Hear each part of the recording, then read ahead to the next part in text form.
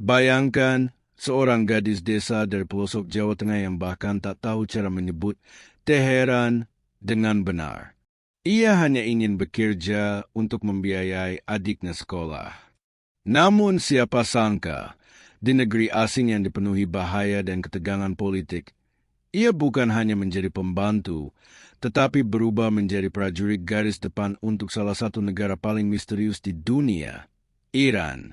Di tengah teriakan bom, senapan, dan rahasia militer, ia menemukan hal yang paling tidak ia duga, cinta.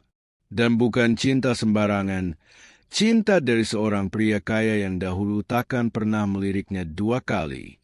Tapi perjuangan untuk bertahan hidup, menjaga harga diri, dan membela orang yang ia sayang, itulah yang mengubah segalanya.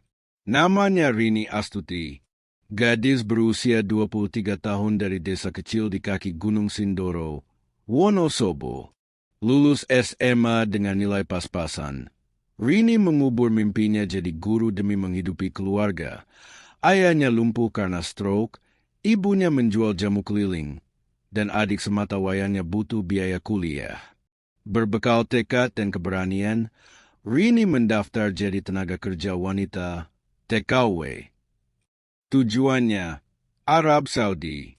Tapi entah kenapa, 2 minggu sebelum keberangkatan, agensinya mengubah rute. Pindah ke Iran. Gajinya lebih besar. Tak tahu banyak soal negara itu, Rini hanya mengangguk. Dalam pikirannya, yang penting halal dan bisa mengirim uang ke kampung. Setibanya di Teheran, Rini ditempatkan di rumah keluarga militer, Kolonel Bahram Al-Safavi, seorang jenderal berpengaruh dalam Garda Revolusi Iran. Hari-harinya penuh tekanan. Ibu rumah tangga yang dingin, anak-anak remaja yang pemarah, dan rumah bak istana yang penuh aturan. Tapi Rini bukan tipe yang gampang menyerah. Ia belajar bahasa Persia lewat kamus dan YouTube saat malam. Ia hafal rutinitas keluarga, menyetrika dengan presisi militer, dan menyajikan tes seperti prajurit menyusun peluru. Satu hal yang menarik perhatian majikannya, disiplin dan keberaniannya. Tahun 2027, ketegangan geopolitik di Timur Tengah meningkat. Israel dan Iran terlibat dalam bentrokan di perbatasan Irak. Banyak pria muda dipanggil wajib militer, dan kekurangan personel membuat pemerintah Iran mencari sukarelawan perempuan. Suatu malam, Kolonel Bahram melihat Rini membantu menyelamatkan anaknya saat ledakan gas di rumah. Tindakannya cepat, tepat, dan tak gentar.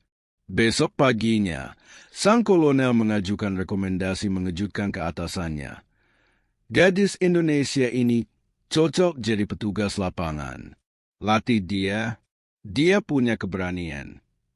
Latihan militer bukan lelucon.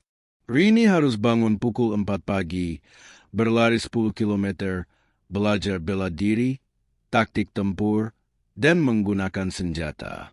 Ia dipandang aneh, gadis Asia, mantan pembantu, kini pakai seragam tentara.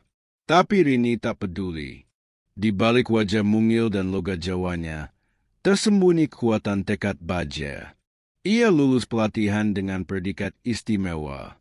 Bahkan, di satu misi penyelamatan sandera, ia menjadi kunci keberhasilan berkat kemampuan menyamar dan menyelinap yang ia pelajari saat menyapu rumah besar tanpa suara.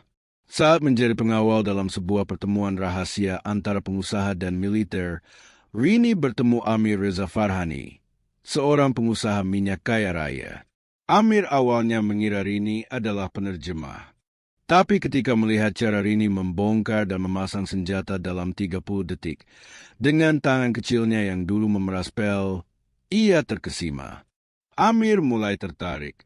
Ia mengundang Rini dalam jamuan formal, beralasan ingin mengenal budaya Indonesia. Rini menolak 3 kali. Tapi pada undangan keempat, dengan hormat tentara dan rasa ingin tahu yang menggelitik, ia datang. Kedekatan mereka tumbuh perlahan. Amir yang tampan, pintar, dan sangat kaya merasa damai saat bersama Rini. Bukan karena penampilannya, Tapi karena ketulusan dan keberanian gadis itu, sementara Rini, yang awalnya merasa tak pantas, perlahan luluh oleh perhatian Amir. Bukan dalam bentuk bunga atau perhiasan, tapi dalam bentuk, kau sudah makan hari ini? Atau, kau tidur jam berapa semalam? Dalam dunia penuh tipu daya dan konflik, perhatian kecil seperti itu terasa seperti air di tengah padang pasir. Cinta mereka tak semulus yang dibayangkan. Rini difitnah sebagai mata-mata.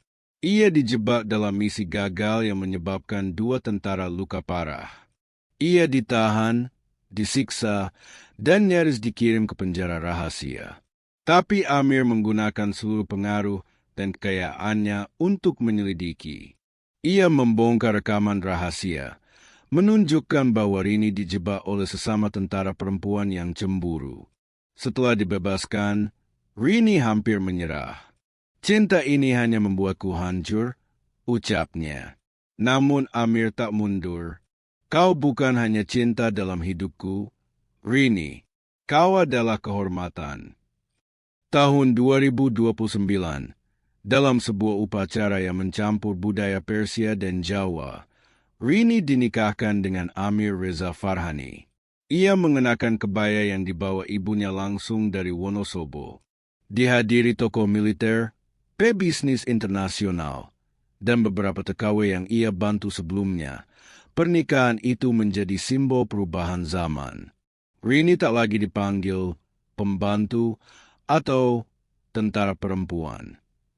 Ia kini dikenal sebagai istri dari tokoh berpengaruh, aktivis perdamaian, dan pendiri yayasan untuk perempuan migran di Iran.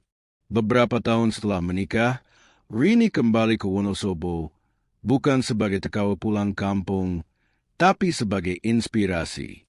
Ia membangun sekolah keterampilan untuk perempuan muda. Ia mendanai klinik untuk desa-desa terpencil.